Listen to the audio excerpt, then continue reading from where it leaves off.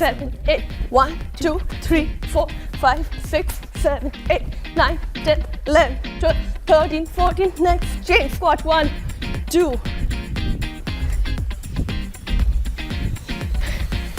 Repeat. 1, 2, 3, 4, 5, 6, 7, 8. 1, 2, 3, 4, 5, 6, 7, 8.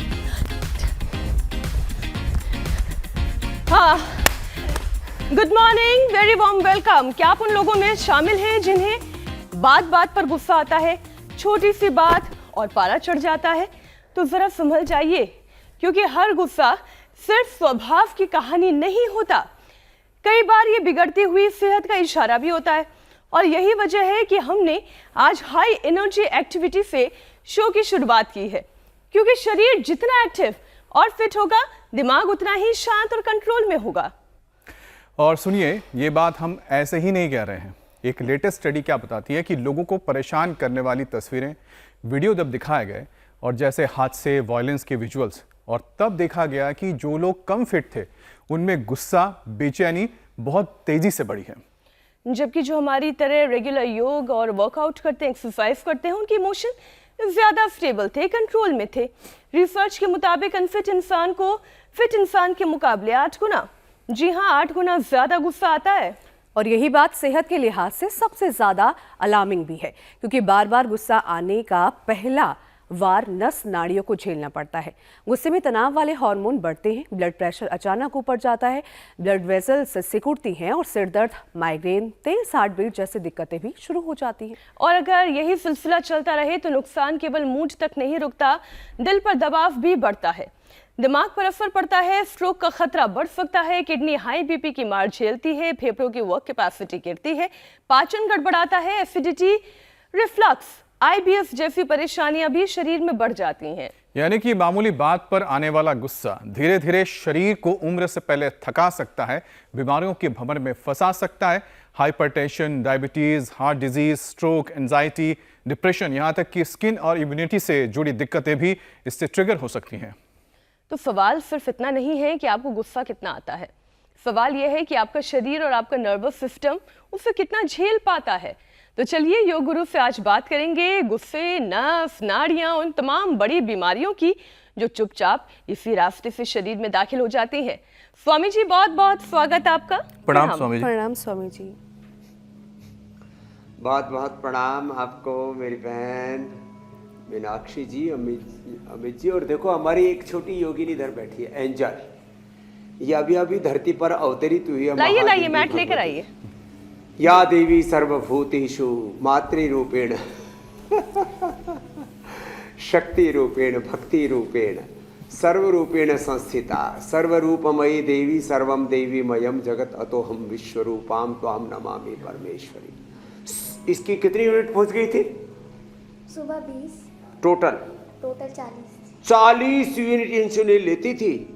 अब insulin को खदेड़ दिया है, हटा दिया है, भगा दिया है, और बिना इंसुलिन के अब शुगर एकदम एब्सोल्युटली राइट रह रहा। और पहले कितना पहुंच जाता था? 500 से ऊपर थी। 500 से ऊपर तक पहुंच जाता था। रे राम राम राम एंजल का। और ये हमारे दाईं तरफ बैठे हुए हमारे बेटे, क्या नाम है? प्रियांशु जी। इनकी भी शुगर 400-500 तक पहुंच जाती थी, और इनको 40 यूनिट। कितना? 40। राम राम राम। अब देखो ये इंसुलिन बंद और शुगर नॉर्मल। अब बस अब जो बता रहे हैं उसको रोज करेंगे बच्चे, मंडूक आसन से लेकर के गोमुखासन तक ये। और हाँ, ये थोड़ा गुस्सा करता था प्रियांशु, अब नहीं करना। हाँ, आज से। और बात नहीं मानता था, अब बात भी मानने का इसने संकल्प लिया। चलो बच्चों मंडूक आसन करो।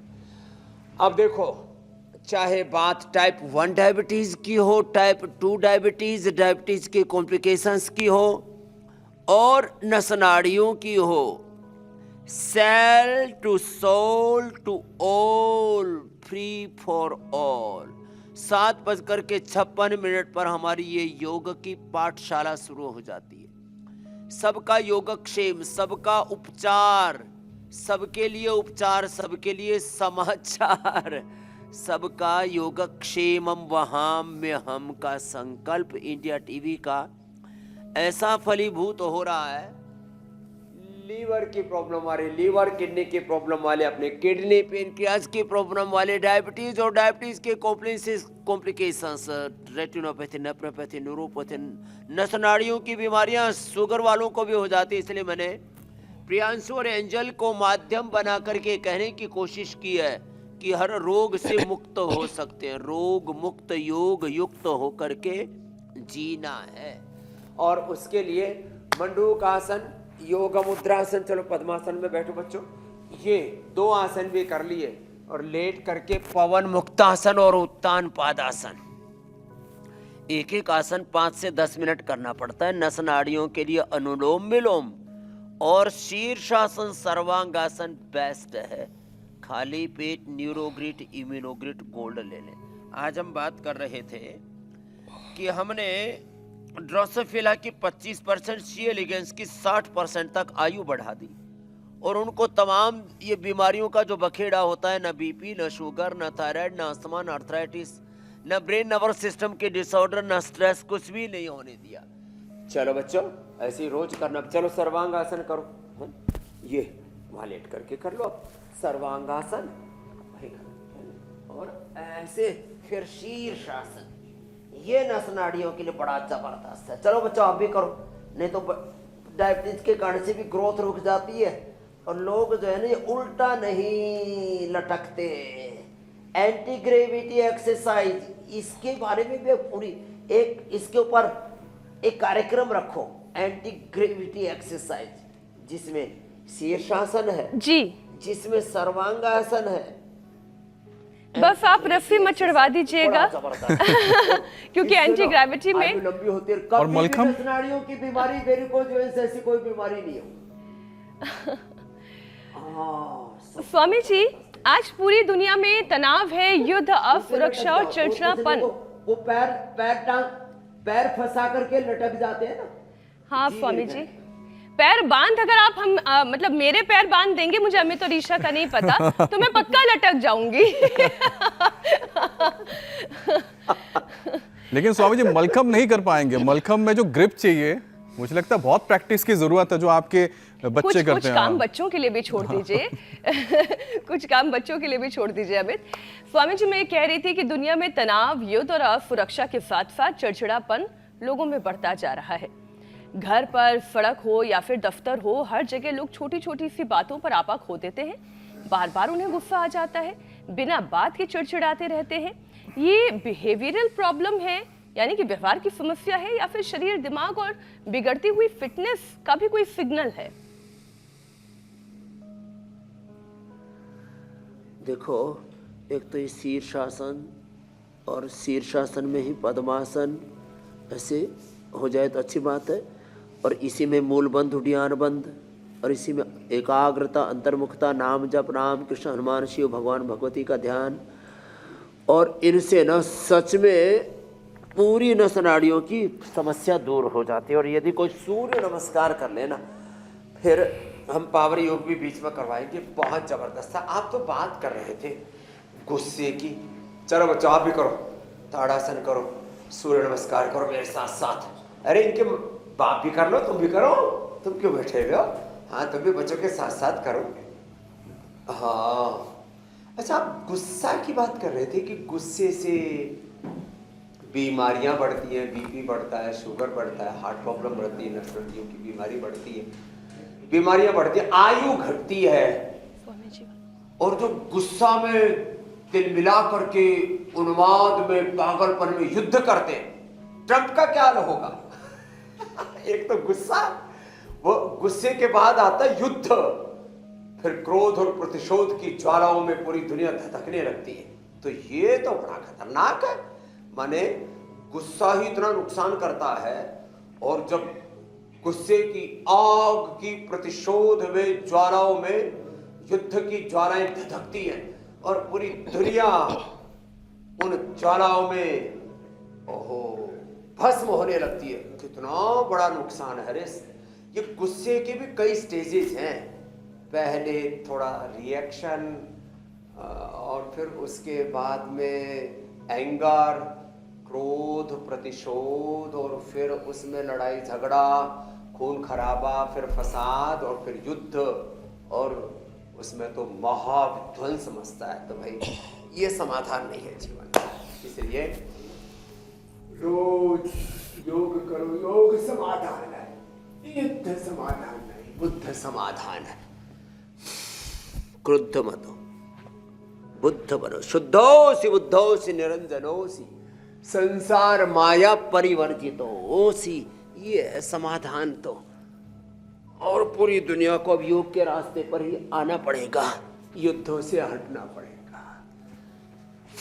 स्वामी जी, एक रिसर्च में पाया गया है कि कम फिट लोग परेशान करने वाले सीन देखकर ज्यादा जल्दी गुस्सा और बेचैनी महसूस करते हैं, जबकि जो रेगुलर योग, वर्कआउट, एक्सरसाइज या कोई खेल खेल रहे होते हैं उनका दिमाग ज्यादा स्टेबल होता है। तो ऐसे में कौन कौन सी एक्टिविटीज है जो भीतर से शरीर को शांत, बाहर से शरीर को चुस्त, सहनशील और इमोशनली, फिजिकली दोनों स्ट्रांग बना सकती है? हाँ, ये अच्छा उदाहरण दिया। बाहर से क्रियाशीलता और भीतर से पूर्ण प्रशांति, ये है योगमय जीवन। जैसे समुद्र के भांति श्री अरविंद ने महर्षि दयानंद के बारे में ये उदाहरण दिया था कि उनके भीतर संकल्प की ज्वालाएं, क्रांति की ज्वालाएं, आंदोलन, अभियान, देश को आज़ादी दिलाने से लेकर के सारी कुरीतियों को मिटाने से लेकर के ऐसे उठता है जैसे समुद्र में वो पूरी लहरें उठती है ना, सुनामी जैसी, और भीतर से शांत गहरा होता है, सैकड़ों हजारों गहरा प्रशांत, ऊपर से लहर उठती। तो समुद्र की तरह जीवन होना चाहिए। बाहर से क्रियाशीलता, भीतर से निश्चेष्टता, बाहर से श्रम, भीतर से विश्राम, बाहर से क्रांति, भीतर से शांति, बाहर से वीरता, भीतर से विनय। ऐसे ये जो भीतर पूरा जो हमारी गंभीरता है और बाहर का शौर्य, वीरता, पराक्रम है, यही तो जीवन की दिशा तय करता है। तो खैर, तो असब नस नाड़ियों को भी ठीक करेंगे, और ये तो रोज ही करते हैं। भुजंगासन, फिर साधारण दंड, इसके बिना तो देखो बात बनती ही नहीं है। यहाँ से तो प्रारंभ होता है हमारा सब कार्यक्रम। ये ऐसे, फिर ऐसे कर सके तो ऐसे। तो लोगों को अपना जीवन ऐसा ही बनाना पड़ेगा। श्रम मूलक विश्राम को, शांति मूलक क्रांति को, योग मूलक कर्म योग को, भीतर से योग, बाहर से कर्म योग। तस्मात् योगी भव अर्जुन। ऐसे योगी, कर्म योगी, उपयोगी, एक दूसरे के सहयोगी बनना है, यही समाधान। जी स्वामी जी, गुस्से का जो पहला वार होता है वो नस नाड़ियों और रक्त वाहिकाओं यानी कि हमारे ब्लड वेसल्स पर पड़ता है। ब्लड प्रेशर बढ़ता है, नाड़ियों में तनाव आता है तो सिर दर्द और माइग्रेन तक ट्रिगर हो जाता है। ऐसे में नर्वस सिस्टम को मजबूत रखने के कौन कौन से आसान यौगिक उपाय किए जा सकते हैं कि ईरान में युद्ध गिरे या पाकिस्तान अफगानिस्तान के अंदर हो लड़ाई, हम स्वस्थ रहें, पॉकेट पे भले ही महंगाई की मार पड़ रही हो, हम चिंता मुक्त रहें, हम शांत रहें।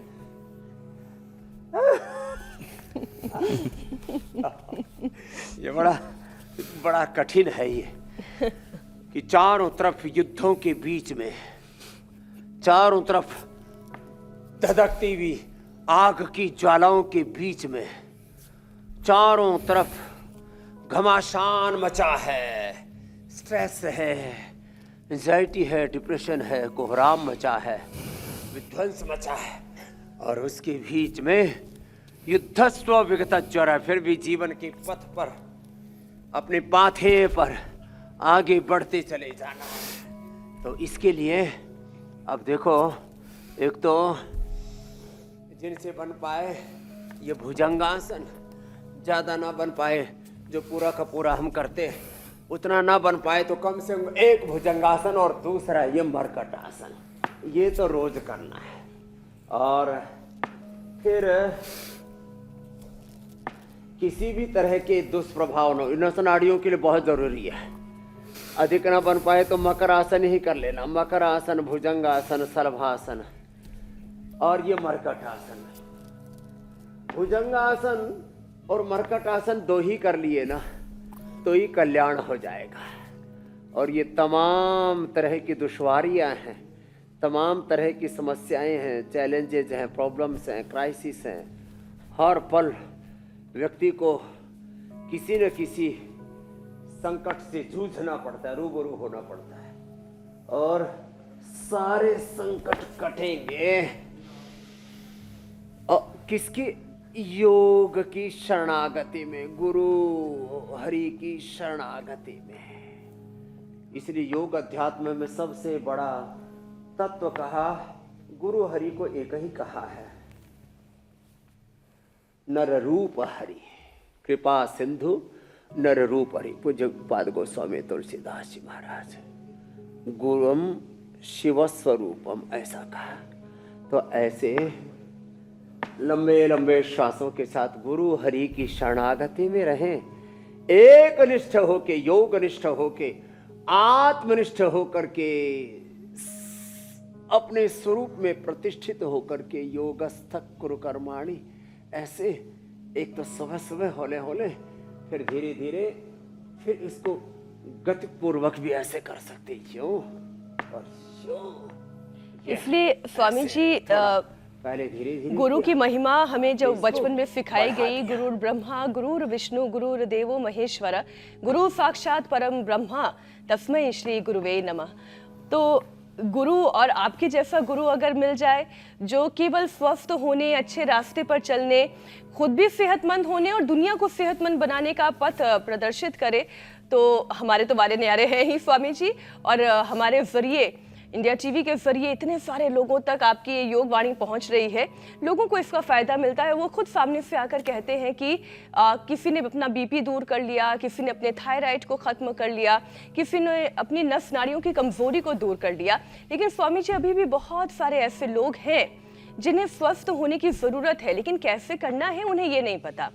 अब नस नाड़ियों की ही कमजोरी की बात हम कर लें, ब्लड सर्कुलेशन बिगड़ने से फेफड़ों की कैपेसिटी और इफेक्ट होने लगती है।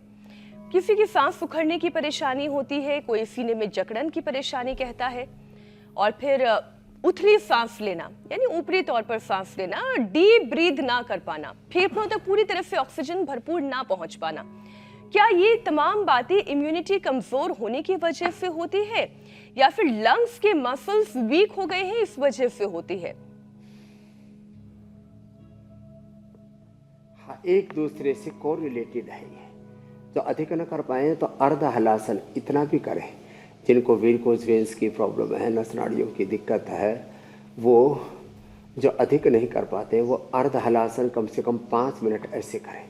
जो पूरा कर सकते हैं सर्वांगासन, हलासन, शीर्षासन, ये हम पहले ही कर चुके हैं, बता चुके हैं, वो तो पूरा कर ले। जो पूरा ना कर सके वो इतना कर ले और ऐसे करके अपने आप को पूरी तरह से तैयार कर लेते हैं। अब देखो, ये नस नाड़ियों के लिए सबसे अच्छा है मोरिंगा और स्प्रुलिना। हमने न्यूट्रिला में ये दोनों ही प्रोडक्ट है नेचुरल, और बाजार से करीब 1/5 1/10 कॉस्ट में उपलब्ध कराते हैं। एमवे आदि कंपनी, अरे रामा रामा कैसे लूट खसोट मचाती है रे। Vitamin D, B12, calcium, iron, omega, और जो अभी बता रहा हूँ ना, ये मोरिंगा, ये विटामिन बी और B12 का पूरा जो फैमिली है। और जो स्प्रुलिना है ये प्रोटीन, और वो भी प्रोटीन, अब 3 तरह के प्रोटीन की बात हो रही है। एक तो लोग मांस से प्राप्त कर रहे हैं, दूसरा शाकाहार वाला दूध दही से, फिर तीसरा वेगन जो कि दालों से और सोया आदि से प्राप्त करते हैं ना। तो स्प्रुलिना और मोरिंगा एक एक टैबलेट जो खाते रहेंगे ना, जिंदगी भर नस नाड़ियों की प्रॉब्लम नहीं होगी। स्प्रुलिना और मोरिंगा। अश्वगंधा और शतावर भी ऐसे ही है, अश्वगंधा और शतावर है, ये भी नस नाड़ियों की प्रॉब्लम से हमें बचाते हैं। वैसे हमने तो एक काम किया हुआ है, अपना बताते हैं हम। ये सूक्ष्म व्यायाम ऐसे हाथों के पैरों के ये सब ऐसे रोज करते हैं हम यूँ। और सुबह उठ करके गोधन अर्घ पीते हैं, फिर गाय का घी सबके लिए कॉमन, वात रोगों के लिए तिल का तेल, पित्तरोगों के लिए वर्जिन कोकोनट ऑयल, और जो बहुत ज़्यादा मस्तिष्कीय काम करते हैं, बौद्धिक काम करते हैं, उनके लिए बादाम रोगन। फिर इम्यूनोग्रिट वटी या इम्यूनोग्रिट गोल्ड या गिलोय का सेवन, या सुबह उठ करके आंवला, एलोवेरा, गिलोय, शिलाजीत, तुलसी और लहसुन, नीम। नीम आजकल अब नववर्ष है ना, इस पर 1 महीना नीम खाना है। नीम की मंजरी, नीम के जो फूल और नीम की कोपल, ताज़ा ताज़ा कोपल, इनका सेवन करना है। ये छोटी छोटी बातें हैं, इनका जो सेवन कर लेंगे ना, तो मोरिंगा और स्पिरुलिना तो एक एक जो जिंदगी भर खाने के लिए। आप एक ऐसा करो, एक अपने घर में ना एक कॉर्नर बना लो, हेल्थ कॉर्नर। उसमें 1 गोली मोरिंगा की, 1 गोली जो है स्पिरुलिना की, और 1 गोली इम्यूनोग्रिट की रख लेना। 100 साल तक हेल्दी रहेंगे, 100 से पार चले जाएंगे, 125। और ज्योत्सना जी, अमित जी, जी स्वामी जी, ईशा जी, हमारी ये मीनाक्षी जी, हुसैन भाई, ये तो आप लोगों को तो मुझे 150 तक लेके जाना है, क्योंकि आप हमारे बाद आए ना दुनिया में। स्वामी जी मुझे लगता है कि आपके साथ रहेंगे और चलेंगे, रखेंगे। संगच्छध्वम संवदध्वम, तो शायद बुरा नहीं होने देंगे कतई। जी स्वामी, तो उम्मीद करते हैं कि मीनाक्षी, ऐसे चहकते महकते ज्योत्सना, रहते हो, ईशा, मीनाक्षी हुसैन और चहकती तमाम वो महकती हमारे रहती है, स्वामी जी दर्शक, कभी बूढ़िया नहीं होने देंगे। स्वामी जी हम ही क्यों, जो रोजाना हमारे साथ जुड़ते हैं, 5 साल से जुड़े हुए हैं, करोड़ों करोड़ों जी स्वामी जी, वो सभी लोग 150 का आंकड़ा पार करें, यही हमारी इच्छा है। लेकिन स्वामी जी, अब दिल को भी तो उसके लिए मजबूत रखना पड़ेगा ना, क्योंकि अगर 150 साल तक जीना है तो, क्योंकि कई बार कहा जाता है कि जो बार बार गुस्सा करते हैं, उनका असर सीधा, गुस्से का असर दिल पर पड़ता है, दबाव बढ़ता है, धड़कन बढ़ जाती है, बीपी ऊपर जाता है, लंबे वक्त तक हार्ट डिजीज अगर आपको है, और अनियमित धड़कन या फिर हार्ट फेलियर का खतरा बढ़ सकता है अगर आपको गुस्सा आता है तो गुस्सैल स्वभाव वाले लोगों को दिल की सुरक्षा के लिए स्वामी जी क्या करना चाहिए? कुछ आसान तरीके अगर आप बताएं उनके लिए। एक इसमें रिसर्च और जोड़ देती हूँ स्वामी जी, कल ही मैं पढ़ रही थी और मैं एक चौंक गई कि कोविड के बाद से राज्य सरकार के द्वारा एक डेटा जारी किया गया, जिसमें हार्ट अटैक से मरने वाले लोगों की संख्या हजारों में है, हजारों में ये संख्या है। मैं तो देख के दंग रह गई कि अचानक से ऐसा क्या हो गया कि हृदय घात के केसेस इतने बढ़ गए। तो अभी पूरा निकलेगा ना जी स्वामी जी, उसमें उम्र आ रही है 35 साल के करीब। आप मीनाक्षी जी इस बात को जरा सुनिए, सुनो अमित जी, ये after corona overdose of steroid, overdose of medicine और डबल वैक्सीनेशन, और उसका कोई हिसाब किताब नहीं। अब सबने पल्ला झाड़ लिया। इसके बाद लोगों को जो ब्रेन और नर्वस सिस्टम के डिसऑर्डर्स हो रहे हैं, नस नाड़ियों की बीमारियां हो रही हैं, SLE, MS, MND हो रही है, कितने लोगों को पैरालिसिस हो रहा है, कितने लोगों को सफ़ेद दाग मैंने देखा है, कितने लोगों का BP तब से बढ़ा था अभी तक भी नॉर्मल नहीं हुआ है, शुगर बढ़ गया है, कितने लोगों के फेफड़े अभी तक भी विचारों के ऊपर नीचे होते रहते हैं। श्वसन तंत्र, हृदय तंत्र, नाड़ी तंत्र, मस्तिष्क तंत्र, जीवन तंत्र में जो षड्यंत्र हुआ है वो शब्दों में बयां नहीं कर सकते।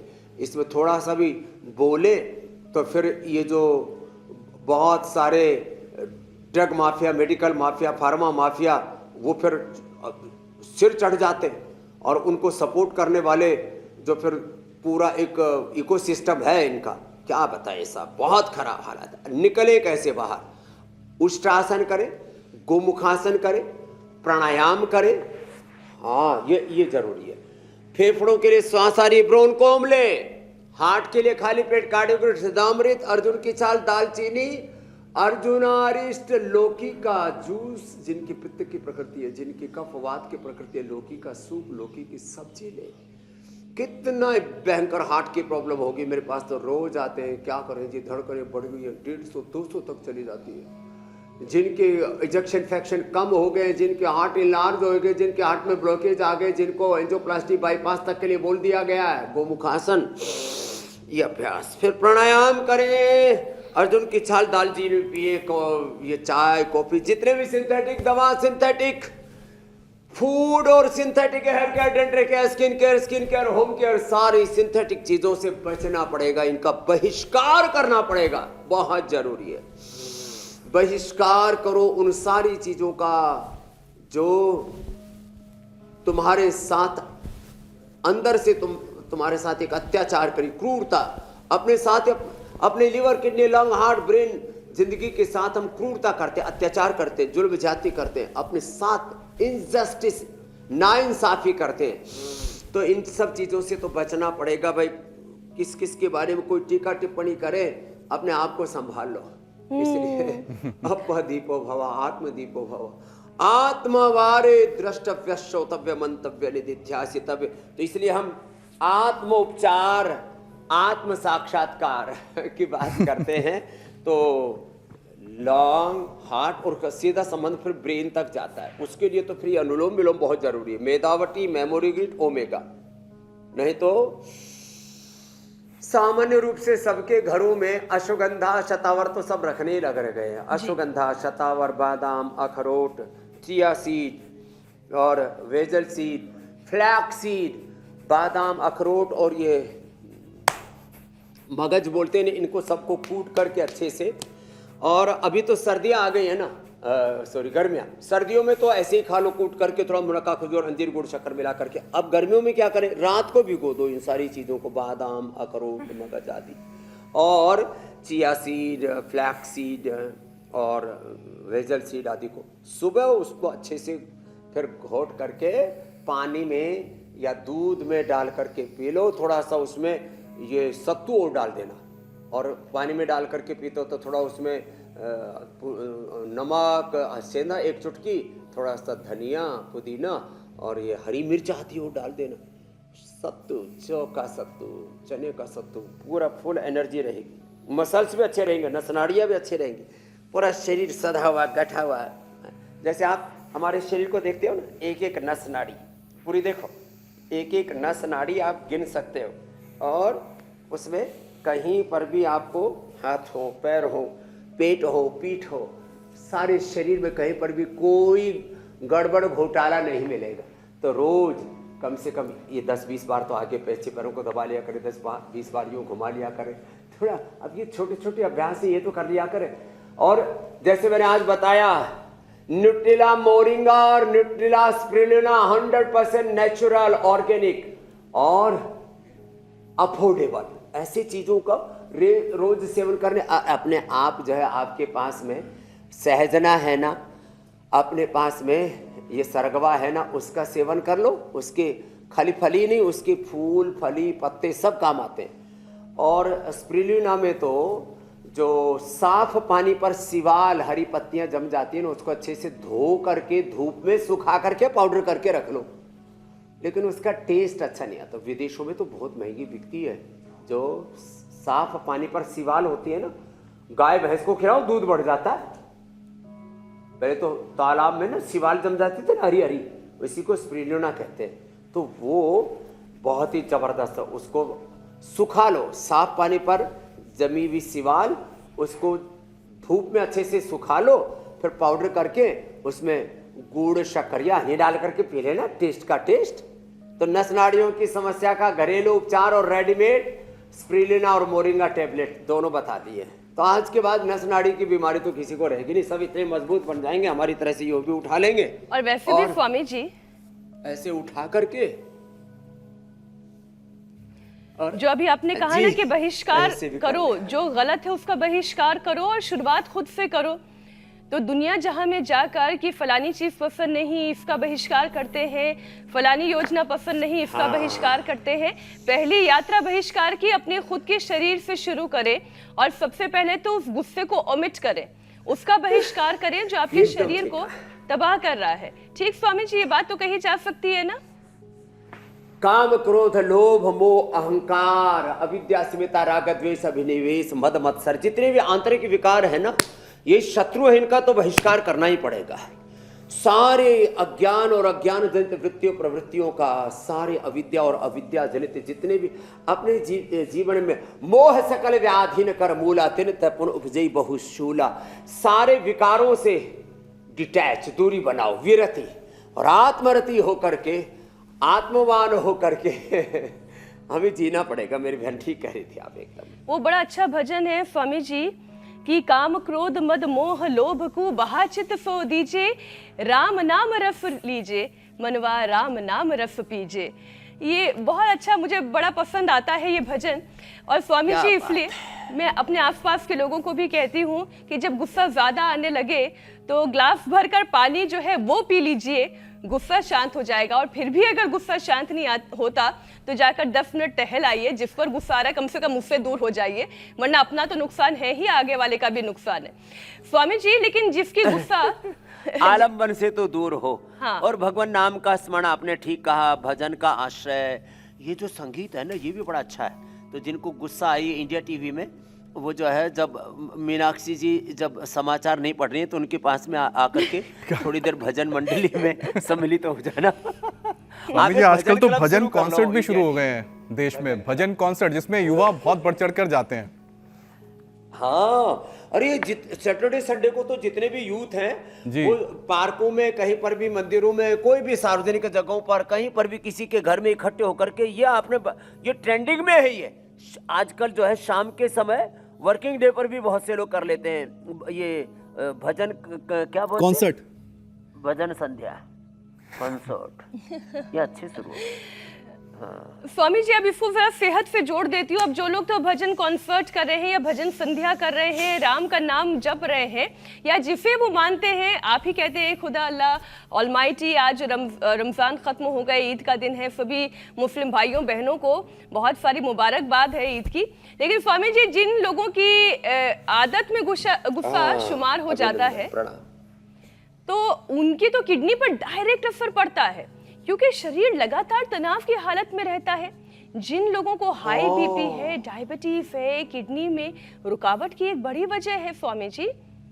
तो ये भी आप लोगों को समझाएं, ये जो बात बात पे अपनी थ्योरियां चढ़ा लेते हैं, उससे किसी और का नहीं, उन्हीं का नुकसान हो रहा है, किडनी रो रही है। गुस्सा करते हैं, नाराज होते हैं, स्ट्रेस में रहते हैं, डिप्रेशन में रहते हैं, खुश नहीं रहते हैं, तो लीवर और किडनी दोनों आस पड़ोस में है, दोनों एक दूसरे को जो है गले लगा करके रोते हैं।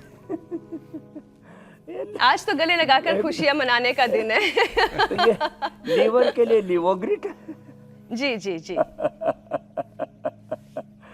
तो जो है लीवर के लिए लिवोग्रिट, किडनी के लिए रीनोग्रिट। लीवर के लिए सुबह उठ करके अनार लें, और किडनी के लिए सुबह मूली खाएं, दोपहर को मूली की सब्जी खाएं, रात को लौकी की सब्जी खाएं, और जौ के आटे की रोटी खाएं, और रीनोग्रिट ले लें खाली पेट। और खाने के बाद ट्राइगन, कोरिगन, चंद्रप्रभा या गोक्षरादि गुग्गल कोई भी एक ले लें या 2 ले लें। ट्राइगन, कोरिगन बटी ले लें, एक गोखरू की, एक इसकी धनिया की बनी हुई, हरा धनिया भी बहुत अच्छा होता है, हरा धनिया की चटनी। खाने के बाद चंद्रप्रभा बटी और गोक्षरादि गुग्गल। सुबह खाली पेट जो मैंने रीनोग्रिट, ये बहुत ही research and evidence based medicine बनाई, जिससे कि किडनी के सारे फंक्शन, किडनी का इन्फ्लेमेशन, किडनी में प्रोटीन लीकेज, किडनी में बहुत तरह की दिक्कतें आती हैं, दुश्वारी आती हैं, सब के लिए उसमें पुनर्नवादी मडोर भी उसके साथ ले सकते हैं, तो सारा अंदर का सूजन भी उसका कई बार।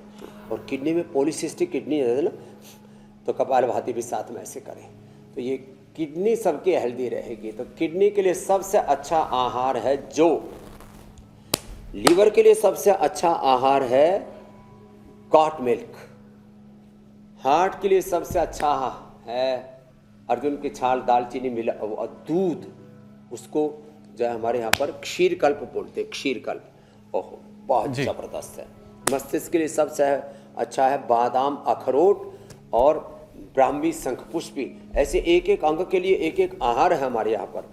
फेफड़े के लिए सबसे अच्छा है हल्दी, अदरक, शिलाजीत, अश्वगंधा, मुलेठी और सुंठी का ये जो दूध है ना, क्या गजब है साहब। स्वामी जी, इन सबके बीच ऐसे ऐसे रोज सूत्र बताते हैं लोग, कर करके घरों बैठो ही अपने आरोग्य को अच्छा कर लेते हैं। वैद बन गए स्वामी जी। अब स्वामी जी, अब एक का असर मुझे लगता है कि सबसे ज़्यादा देखने को मिलता है, वो है पेट। पेट का अगर असर ठीक है तो आप स्वस्थ हैं, अगर अच्छा नहीं है तो फिर तो आपके वारे न्यारे हो ही नहीं सकते, आप गए। लेकिन स्वामी जी, कई बार एक कहावत है ना, कहा जाता है कि गुस्सा थूक दो या गुस्सा पी जाओ। अब जो गुस्सा पीते होंगे तो स्वामी जी क्या उसका असर पेट पे पड़ता है, जैसे एसिडिटी, गैस, अपच, IBS, रिफ्लक्स भूख बिगड़ने जैसी दिक्कतें क्या बढ़ जाती है? जो लोग तनाव या गुस्से में खाना खाते हैं तो मोती पिष्टी अभिपत्ति करचूर्ण मुक्ता शुक्ति मिला स्वामी जी क्या करें? वो जब गुस्सा है तो गुस्सा पी ले, थूक दे, क्या कर ले या निकाल दे? बहुत अच्छी औषधि है। शीशम, पीपल, बेल। देखो, सहो, धीरज रखो और सहने की आदत डालो। सहनशीलता, सहिष्णुता, धीरज रखो थोड़ा। पीने का मतलब धीरज से, धैर्य से। जो एक वेग सा, तूफान सा उठा, उस उठते हुए तूफान में हमारा विवेक मर जाता है। और यदि उस अविवेक की आंधी में बह गए तो काम, क्रोध, लोभ, मोह, मद, मत्सर हमें मार डालेंगे। इसलिए गैस बने तो गैस आहार, या खाने के बाद छाछ में लवण भास करेंगे।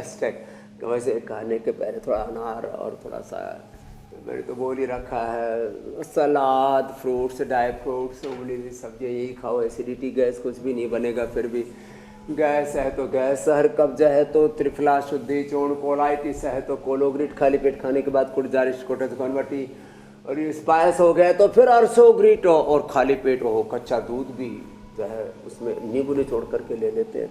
और वो जो है ना नागदोन तो बड़ा ज़बरदस्त काम करता है बवासीर में, और जो है पत्थर चटा किडनी की पथरी में, ये तो अप्रतिम है। और पेट में गड़बड़ हो जाए तो स्थित कोणासन, चक्रासन, और फिर वो पेट मुटिया भी जाता है। 1 ग्राम भी पेट पर चर्बी ना रहे तो अर्धहलासन, पादवृत्तासन, द्विचक्रिकासन। और थोड़ा जुबान पर तो देखो कंट्रोल रखना ही पड़ेगा। तो हम रोजमर्रा की जो बीमारियां हैं उनसे कैसे बच करके पूर्ण हेल्दी रहना है, उसका हर दिन पैकेज देते हैं। रोज भविष्यवाणी, योग वाणी, योग की बात शाम को, आज की बात आपकी अदालत तक, और फिर दिन में समाचार, सुबह सुबह उपचार कितना हो रहा है, उपकार, कल्याण करोड़ों लोगों का। थैंक यू इंडिया टीवी, हृदय शर्मा जी, अनीता जी, पंकज जी, सारे, मीनाक्षी जी, ज्योत्सना जी, ईशा जी, अमित जी, हुसैन भाई आज ईद के लिए, ईद मिलन के लिए और उसके लिए आज वो अपने परिवार के बीच में है। ऐसे सबको भगवान सर्वे भवन्तु सुखिनः, हम तो देखो भाई सबके कल्याण की कामना करते हैं, सबको अपना परिवार मानते हैं, सबको एक ईश्वर की संतान मानते हैं। कोई खुदा कहे, अल्लाह कहे, ऑलमाइटी गॉड कहे। और जो धार्मिक उन्माद, मजहबी उन्माद और अलग अलग प्रकार का आतंकवाद और फिर युद्ध और तबाही मचाए हुए, उनको भी भगवान या तो सन्मति दे, नहीं तो सदगति दे। स्वामी जी, ट्रम्प साहब तक अगर आपकी बात पहुंच रही है, और चूंकि आपने तो लेटर भी लिख दिया है, तो सबसे ज़्यादा तो उन्हें अपने गुस्से से और चिड़चिड़ेपन से, तनाव से मुक्त होने की ज़रूरत है। स्वामी जी, वो प्राणायाम करें ना करें, लेकिन हर भारतवासी को तो प्राणायाम आप करवा ही दीजिए, डिप्रेशन से मुक्त करवा दीजिए, क्योंकि केवल सांसों का नियंत्रण कैसे 99% बीमारियों से मुक्ति दिला सकता है, स्ट्रेस को रोक सकता है। एक क्षण में ओम जय जगदीश हरे, भक्त जनों के संकट क्षण में दूर करे। क्षिप्रम भवति धर्मात्मा, शाश्वत शांति में गच्छति, कौन्त्य प्रदेश। जिस क्षण हम अपने आप को गुरु भगवान के अर्पण कर देते हैं ना, श्री राम श्री कृष्ण शरणम मम, भगवान भगवती की शरण में। ओम रामाय नमः, कृष्णाय नमः, हनुमते नमः, शिवाय नमः, भगवत्यै नमः। ओम नमो हरिहंताणम, ओम नमो सिद्धाणम, ओम नमो आर्यर्याणम, ओम नमो वच्छायणम, ओम नमो रोय सब साहुणम। ऐसे भक्ति से भस्त्रिका किया, और जो थोड़े जवान हैं तो वेग पूर्वक कपालभाति किया, अनुलोम विलोम किया, भ्रामरी उद्गीत किया, चित्त चेतना को परमात्मा में लगा दिया। आत्मा में परमात्मा का प्रकाश, आत्म ज्योति में ब्रह्म ज्योति प्रकट हो गई। सारा रोग सारे छट जाते हैं। आज स्वामी जी इसी ध्यान के साथ हम योग के कार्यक्रम को विराम देते हैं और दर्शकों को इस वादे के साथ विदा करते हैं कि कल फिर एक बार योग की कक्षा लगेगी और रोग मुक्त भारत जरूर बनेगा। स्वामी जी बहुत बहुत धन्यवाद। प्रणाम स्वामी जी।